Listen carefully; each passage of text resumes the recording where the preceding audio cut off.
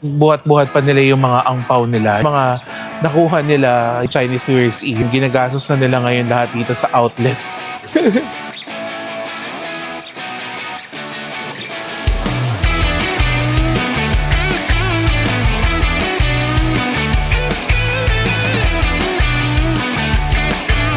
Sobrang daming tao ngayon. Mas dumadami pa. Hi guys! Welcome back to another vlog. So, it's day 6 of our solo trip here in Taipei. So, 5 p.m. pa naman yung flight natin mamaya sa Taoyuan International Airport. Pero, aalis tayo ngayon na maaga. So, time check, it's 9:20. So, nung pinaplano ko yung solo trip ko na to, iniisip ko na sayang naman kasi kung hapon or 5 p.m. pa naman, ano pa kaya yung pwede nating gawing activities sa morning and then do sa hapon na pwede nating isingit dito sa ating flight day. So, ang napili nating puntahan for today is yung Gloria Outlet. So, wala naman talaga akong planong bilhin na mga gamit doon, but naisip ko na Chinese New Year today and chinek ko naman yung store hours sila and okay naman yung hours sila, pasok naman sa time natin. And baka merong mga Chinese New Year exclusive deals, diba, na makita natin na mapabili tayo. Ang kagandahan naman dito sa Gloria Outlets, it's actually near Taoyuan Airport. Kasi technically, nasa Taoyuan na rin talaga siya. So mga nagpaplano dyan na mag-visit ng Taipei, I suggest na i-consider nyo rin na isingit tong Gloria Outlets sa inyong itinerary. So yung suggestion ko actually is, kunwari, ang dating ng flight nyo dito is around mga 7 a.m., 8 a.m. So pwede nyong gawin is, bago pa kayo pumunta dito sa may Taipei City Center, puntahan nyo na mismo yung Gloria Outlet sa morning, and then may mga lockers naman doon to store your luggage, and then mag-shopping kayo. Saka kayo pumunta sa Taipei and mag-check-in ng gabi. So that way, sulit na talaga yung day 1 ninyo. So ako naman, gagawin ko siya ng pabalik ng Philippines. Gandahan naman doon sa ating airlines, which is Starlux, one of the 3 major airline ng Taiwan. Perong available na in-town check-in. Hindi na tayo magdadala ng ating malaking check-in luggage sa Gloria Outlet. But doon sa Taipei Airport MRT Station, hindi ka na talaga actually mag-check-in doon ng luggage mo at sila na magdadala doon sa airport. Anyway, mag-check out na tayo dito sa ating hotel. It has been a good 5-night stay here sa Hotel Papa Whale. Baba na tayo and check out. See you guys later!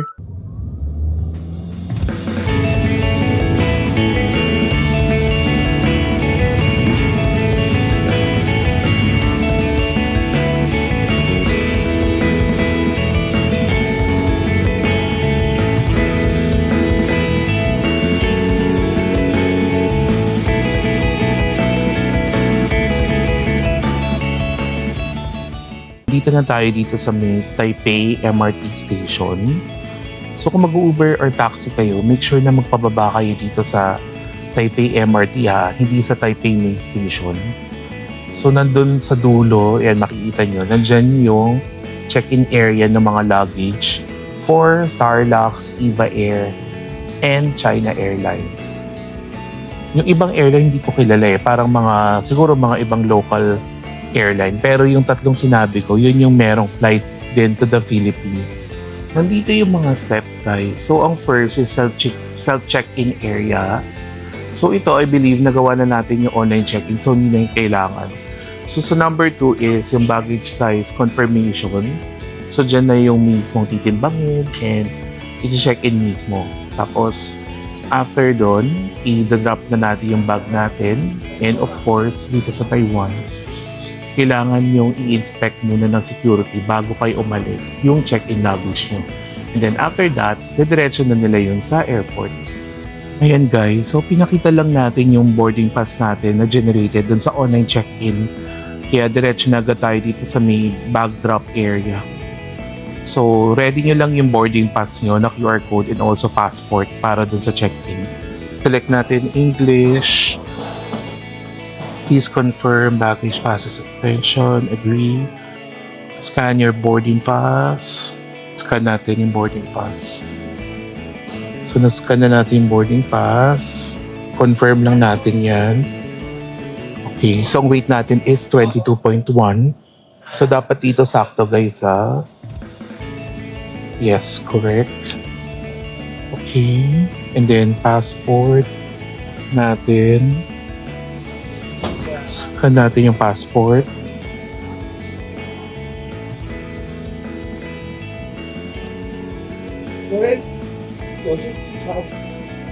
Okay, done. Okay, bag label is being printed.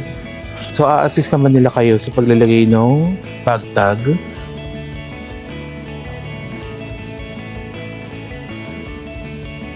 And ayan na, check-in na.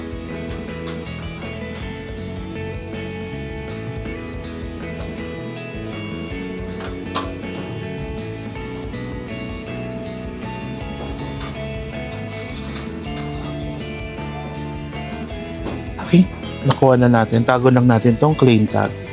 And then, wait for the security. Dito sa area na to, kailangan hintayin nyo muna yung luggage nyo dumaan. So, ayan na yung luggage natin. Dumaan na siya. So, after that, isa-scan na lang natin tong bag tag para to confirm na na-scan na siya ng x-ray. Dito nyo isa-scan yung baggage tag nyo ha, para matrack siya as na-check nila yung luggage nyo. Dahil na tayo dun sa check-in, sobrang mas mabilis dito talaga as in kaysa yung sa airport pa. Siyempre nandun lahat ng tao nandun pila. Dito walang kapila-pila ngayong 10 a.m. So, nakita ko yung Gloria Outlets is magbubukas siya ng 11 a.m. pa. Pero yung way natin, instead of taking the Taoyuan Airport MRT, kukunin natin yung pinakamabilis na way papunta from Taipei to Gloria Outlets. So, kung nanood kayo nung Taichung vlogs natin, makikita nyo na ang Gloria Outlets is actually accessible sa Taoyuan HSR or High Speed Rail Station. So, it would just take around 19 minutes from Taipei Main Station to Taoyuan HSR Station. So ngayon, from MRT, dadaan tayo sa underground passage sila going to the HSR Station. Make sure guys na tingin-tingin lang kayo sa mga signs dito kasi sobrang daling mawala dito sa Taipei Main Station dahil network talaga siya ng underground na mga train. Maraming klaseng train na dumadaan dito. So yan, hanapin nyo lang. May nakalagay naman na HSR and sundan nyo lang yan.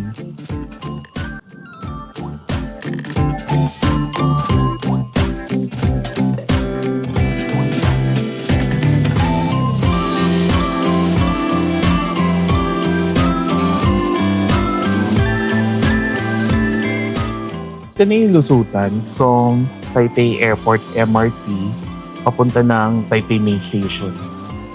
So ayan, pag kakarating nyo lang din, dito din kayo ko-connect dun sa blue and red line kung kailangan nyo mag-underground papunta sa hotel ninyo.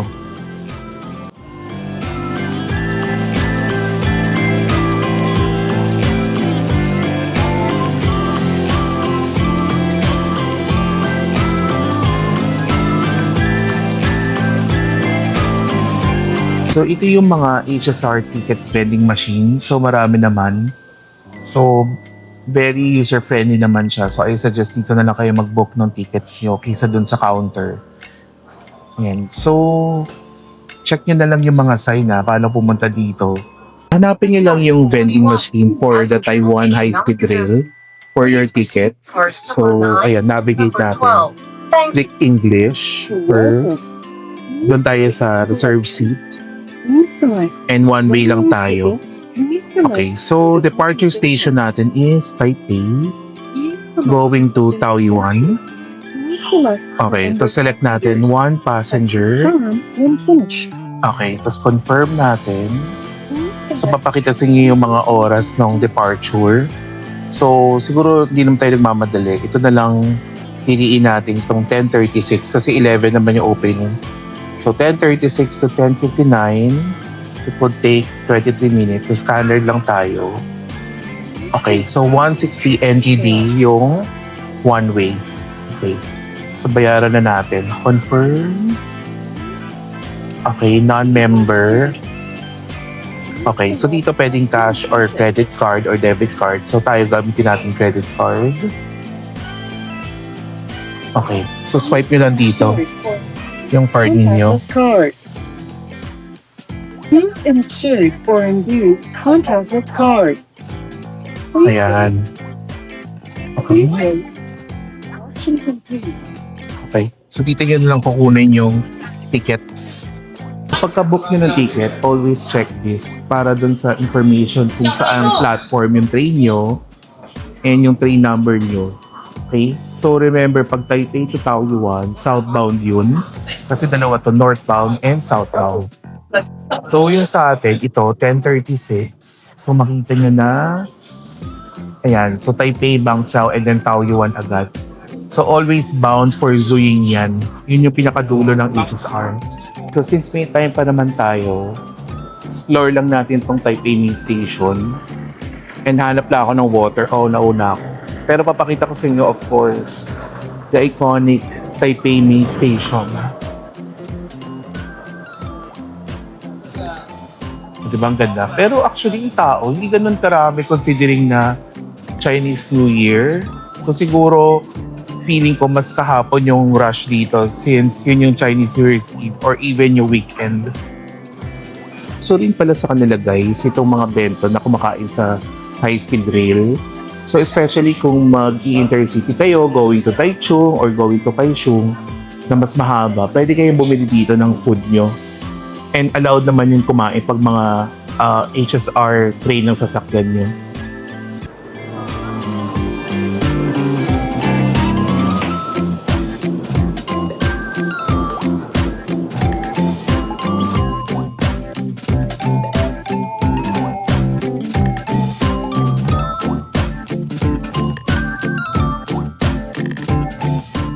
Nandito na tayo sa may Taoyuan HSR Station. So dito lang tayo sa may basement 1. Hindi na tayo lalabas sa mismong station or yung terminal. So hanapin nyo lang yung sign na nakalagay MRT. Kasi yan yung malapit na way papunta dun sa may Gloria Outlets. Kasi yung Gloria Outlets is connected by an overpass. So may overpass dun sa may MRT station dito na may walkway na doon papunta doon sa Gloria Outlets.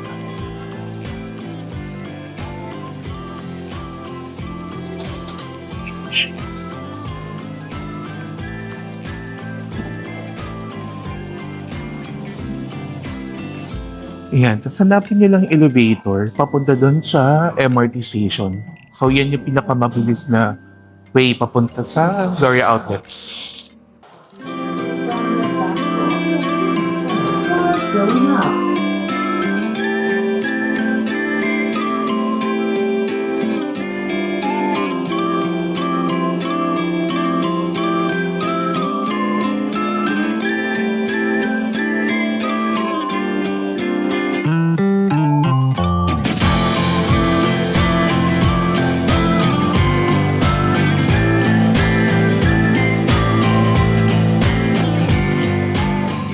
Dito na tayo sa may Gloria Outlet. So, saktong-sakto ng opening. Nandito na tayo ng 11 a.m.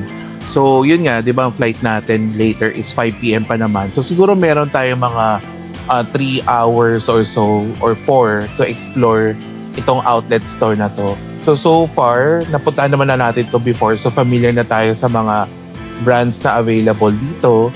And tingnan natin kung makakahanap tayo ng mga Chinese New Year deals. So far, napansin ko marami rin tao even holiday. So siguro, yun nga, baka may mga nag-aabang din ng Chinese New Year deal. So check natin later. So for now, di pa tayo kasi nakapag-breakfast. So better na mag-brunch muna tayo dito. And papakita ko sa inyo yung mga kainan dito. So meron silang parang food court naman dito. So very convenient. Di mo na kailangan lumabas pa ng Gloria Outlets. So anyway, kain muna tayo. Let's have our brunch and then shopping na tayo later. So weather check guys. So it's 17 degrees. So sabi ko nga, lalamig nga dito sa Taipei or Taiwan in the next 3 days ngayong Chinese New Year. So buti ng jacket tayo ngayon kasi outdoors to eh. So medyo malamig siya. Pero kaya naman, syempre. Ang forecast lang dito, hopefully hindi umulan kasi may rain forecast later. Pero kahit naman umulan, actually, yung daanan naman, may mga shed naman sila. So, makakapag-shop pa rin naman tayo kahit umulan. Ito pala guys, malapit sa may information center. may mga lockers na rin dito. So far, marami namang available tayo nakikita. And kagandahan naman dito is, so bukod sa cash, ayan, nag-accept din sila ng easy card. So tingin ko mas madali kung may easy card din kasi yun yung gagamitin mo na pang-retrieve no gamit mo. So ito guys, yung entrance ng food pavilion nila. So under phase 1 siya. So hanapin nyo na lang sa maps kung saan. Ayan, so dyan tayo kakain muna. Sobrang marami namang available na food dito.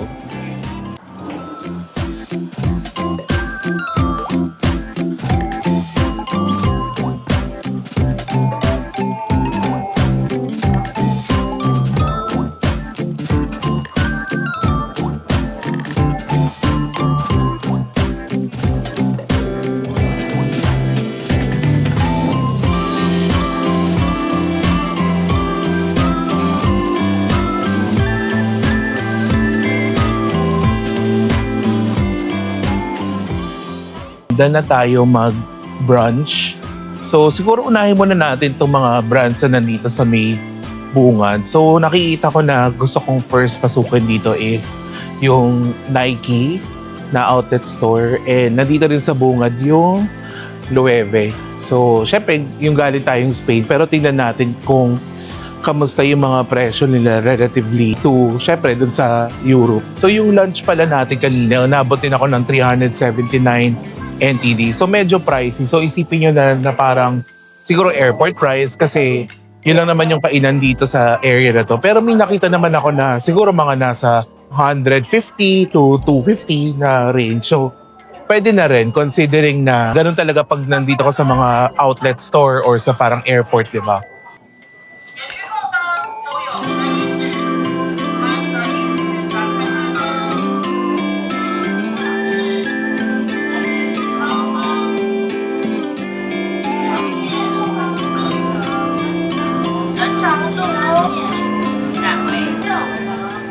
Ito guys, tingnan nyo, may mga promo sila kapag bumili ka ng 2 or more footwear, apparel, or bag.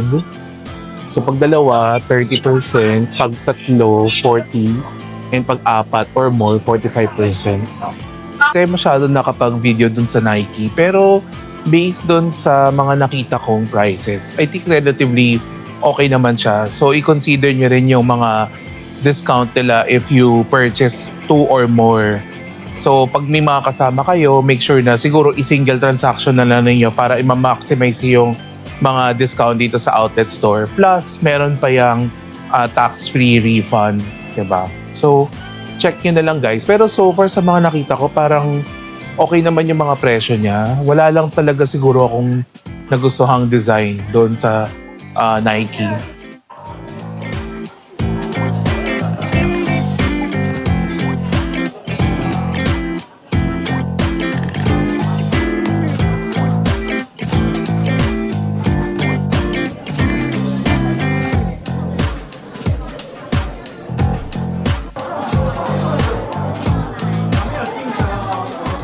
Dahil na tayo dito sa may Coach.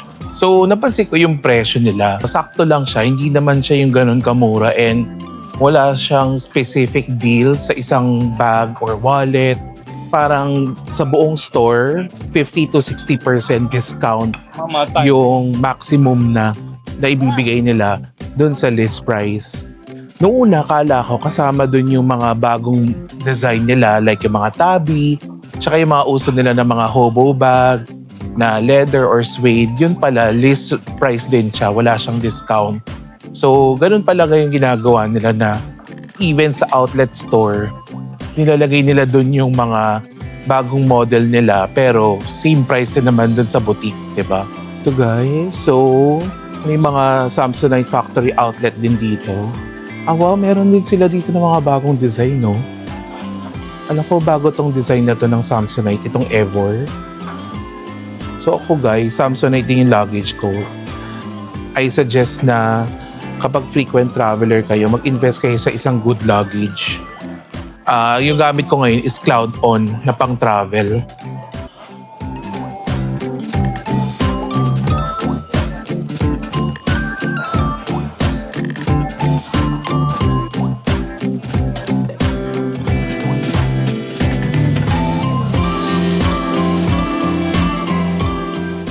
Yung promo naman nila dito guys sa New Balance.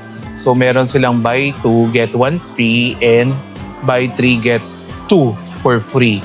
Based yan doon sa higher price. So mukhang hindi talaga tayo makakabili dito ng magandang deal kasi mukhang kailangan pang maramihan ng bibilin mo. So pag may mga kasama kayo, make sure na pagsama-sama niyo yung mga transactions.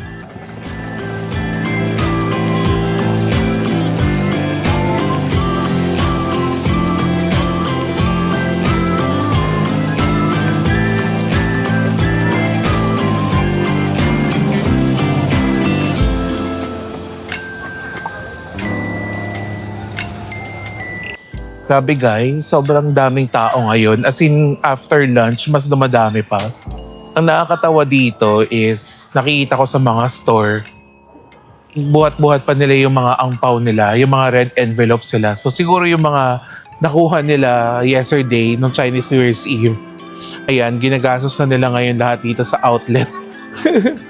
Anyway, so kakatapos lang natin pumasok dun sa Loewe kasi wala na siyang pila. So, syempre, yung selection, expected na mas limited compared dun sa Spain. And siguro for comparison lang din, chinek ko yung price nung tote bag nila na puzzle na XL. So, lumalabas na siguro is, sabi niya isang price is 53,200 NTD. So, hindi pa yung tax-free. So, siguro lagay mo na sa mga 100,000 pesos yung tote bag na yun. Sa Spain, I believe, nung chinek ko yun, umaabot sa parang 75,000 lang. So siguro may mga 20,000 pesos difference din. If yung mga ganyang European brand, bibilin mo sa Europe compare dito. Pero syempre, kung ang comparison mo naman is Pilipinas and gusto mo talagang bilhin yan and naka-budget naman yung purchase na yan, why not, diba? So better check nyo talaga tong Gloria Outlets kung gusto niyo yung mga ganong design. Pero yung ibang design like yung mga puzzle and yung mga mas bagong design, wag kayong mag-expect na meron dito sa may outlet store nila. Meron pala guys dito na Crimea ice cream. So sa mga nakapunta na ng Japan, alam niyo to na very sikat na chain ng ice cream sa Japan. Ayan, so pwede niyo rin itry dito kung magagaway kayo sa Taiwan. Pero actually nakita ko rin to sa, I believe, sa Zhongshan Station ba? May Crimea din doon. So, definitely try nyo. Kung di pa kayo nakapag-Japan, meron din dito sa Taiwan.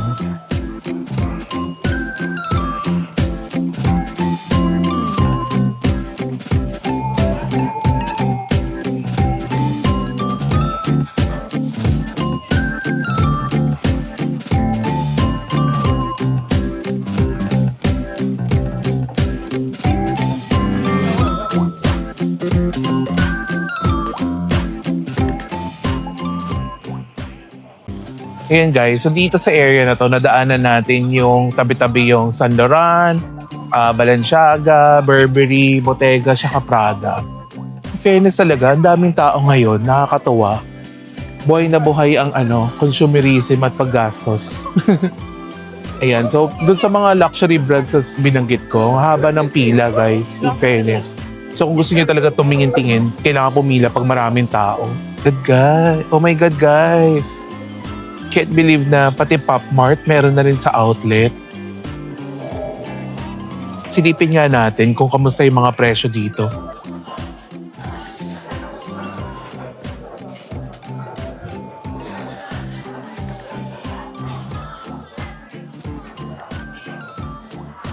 Yung Space Mall nila, 370 NTD.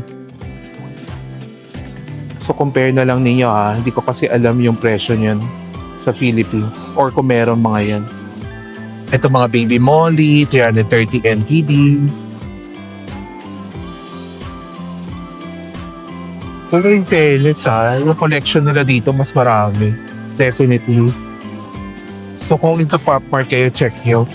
Ayan, so ito 330 NTD.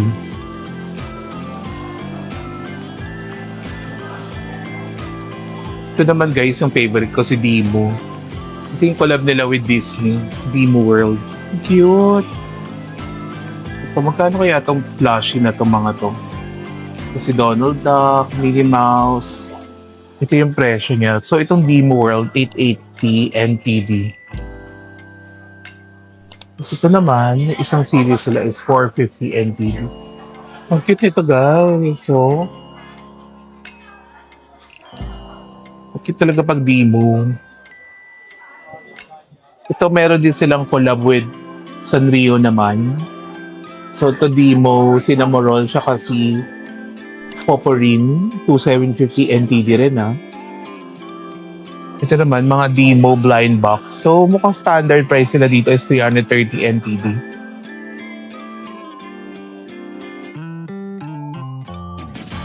Na tayo dito sa may Pop Mart. So apparently, parang hindi naman din siya talaga discounted.